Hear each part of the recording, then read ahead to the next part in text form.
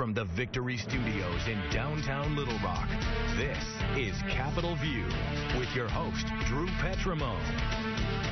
Good Sunday morning and welcome to Capitol View. I'm Drew Petrimo. Thanks for being with us. Fresh off major party conventions, Donald Trump finds himself in the middle of controversy after controversy. We'll discuss his chances as his poll numbers sink. And later, with both major party candidates highly unpopular, are more Arkansans toward the Libertarian candidate. I'll talk to a representative from the party. But we begin with Congressman Bruce Westerman, who joins us this morning from Fayetteville. Congressman, good morning.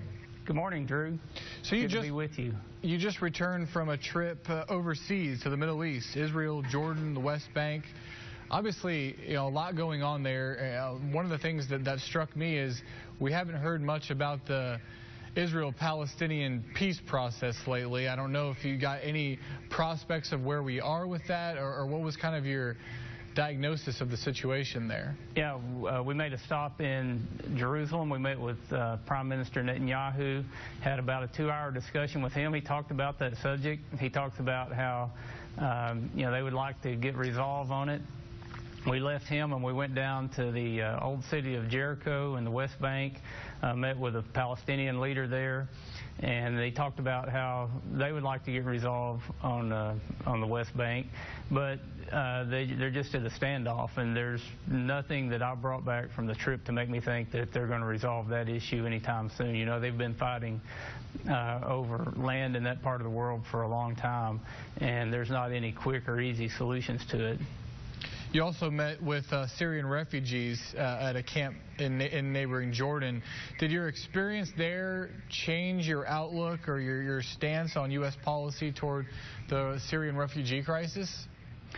No, this was a Syrian refugee camp, al-Zatari, right on the border of Syria and Jordan. About 80,000 people in a few square miles. It was it was heartbreaking to go there and to see the young children who were orphaned, to see families that had been displaced, to see people who had been shot by their own country's army, who were, one guy I'm thinking of was in a wheelchair, he was out tending his fields. Assad's army came by, basically mowed he and his friends down and left them for dead, but he's paralyzed.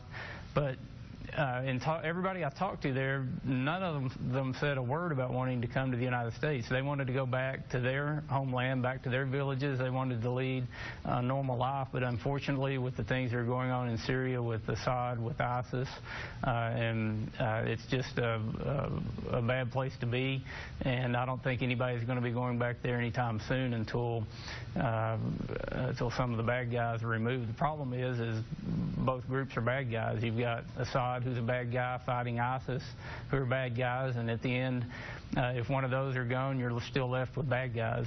And if you get rid of those bad guys, there'll be another bad guy to come in behind them. So it really made me appreciative of what we have here in America. It sounds like a pretty pessimistic view that you've had from your trip over there. Is there no hope?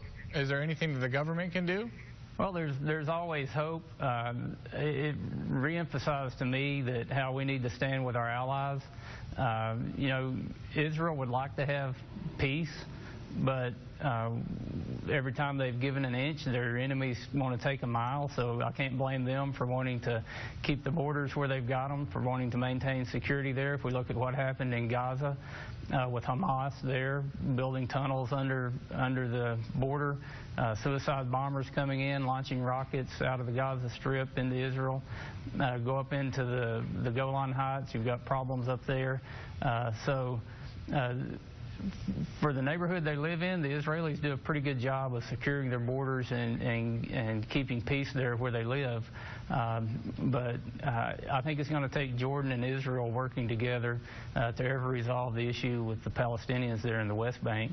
And then in Syria, it's a tough situation. There's really a good guy to fight for there in Syria. You got the people that are fleeing, and you've got ISIS and the Syrian regime under Assad that are fighting each other. We left from there and went up to Georgia, where the Russians are being aggressive. So all around the world, there are people who are power hungry that are trying to take advantage of people who really can't defend themselves. Your trip came during the Republican National Convention, which was obviously planned far in advance. I wonder, was that timing an intentionally avoiding the RNC? No, the trip was originally planned a week in June, and Jason Chaffetz from Utah is the chairman of the Government Oversight Committee. He's the one that led the CODEL delegation. The trip had to be canceled in June, and the only time they could reschedule it was during the week. I had been making plans to go to the Republican National Convention, and I would have been there had it not been for this trip. All right. We're going to have to leave it at that. Congressman Bruce Westerman, thanks so much for coming on the show.